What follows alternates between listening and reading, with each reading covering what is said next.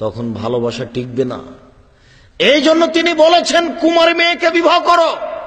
যদি আপনি দুলা ভাইয়ের কোলে বসে থাকা মেয়েকে বিবাহ করেন, সংসার ভালো টিকবে না।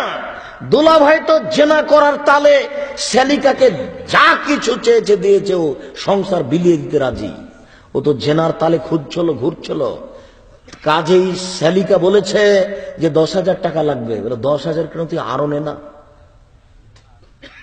দুলা ভাইয়ের সাথে চলা মেয়েকে বিবাহ করলে আপনার সংসারে যখন আসবে, তখন দুলা ভাইয়ের সুবিধা তার বারবার মনে পড়বে, আপনাকে মূল্যায়ন করতে পারবে না।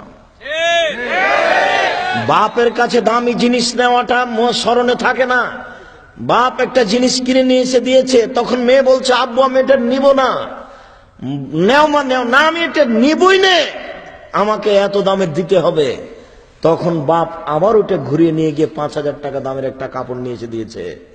কিন্তু এই কাপড়ের সাথে স্বামীর কাপড়ের তুলনা ও করবে না। কেন? এটা ও হিসাব করে না। বাপের কাছে জোর করে চেয়েছে, আদায় করে নিয়েছে, এটা তার মাথাতে হিসাব থাকবে না। বাপ যদি জমিদার হয় আর স্বামী যদি দিনমজুর হয়, সে ভাববে আমার পিতা জমিদার মানুষ, তার সংসারে এভাবে চলতেই পারে। আমার স্বামী কুঁড়ে ঘরে থাকে, এটাই আমার সংসার, এটা ভেবে নিবে। কিন্তু দুলা ভাইয়ের সাথে সে তার স্বামীকে সমতা করে দেখবে। বন্ধুর সাথে চলা মেয়েকে যদি আপনি বিবাহ করেন, তাহলে সে বন্ধুকে আর আপনাকে সমতা করে দেখবে, তখন সংসার টিকবে না। এই কারণে তিনি বলেছেন তোমরা কুমারী মেয়েকে বিবাহ করো যে পুরুষকে বুঝে না, এমন মেয়েকে বিবাহ করো যে পুরুষই বুঝে না। 10 টাকার কাপড়ও যা, 10,000 টাকা কাপড়ও তাই, মনে করে যে পুরুষ এরকমই দেয়। বাপ কোটি টাকা দিয়ে কাপড় কিনেছে, এটা বাপের টাকা কেউ হিসাব করতে পারবে না, এটা করেই না, ওটা তার মাথাতেই থাকবে না। এমনি কান্নাকাটি করে জোর করার বাপের কাছ থেকে একটা আদায় করে নিয়েছে। সম্মানিত উপস্থিতি, 2 নম্বরে তিনি বললেন আন্তাক আরহামান, বেশি বেশি বাচ্চা দিতে পারে কুমারী মেয়ে। আপনি তালাক প্রাপ্ত মেয়েকে বিবাহ করেছেন, আগের স্বামীর মাধ্যমে 3টে বাচ্চা হয়েছে, তার পেটে বাচ্চা ছিল মাত্র 6টা, এখন কয়টা হবে? আর 3টে।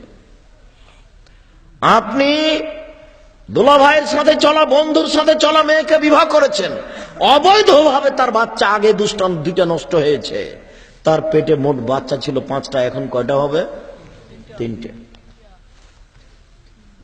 অতএব কুমারী মেয়েকে বিবাহ করেন, তিনি এমনি বলেননি, এর কারণ আছে।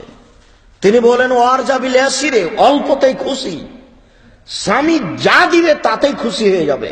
সে মনে করবে স্বামী এইরূপই দেয়, সে পিতার দেওয়াটার সাথে তুলনা করে দেখবে না, স্বামী যা দিয়েছে তাতেই খুশি হয়ে যাবে। অতএব বন্ধুর সাথে চলা মেয়েকে যদি বিবাহ করেন, দুলা ভাইয়ের সাথে চলা মেয়েকে যদি বিবাহ করেন, সংসার কন্ট্রোল হবে না। ঠিক আছে, সুন্দরী মেয়ে পাওয়া গেছে, তাহলে আপনি একটু দেখে নেন, দেখে নিয়ে বিবাহ করতে হবে।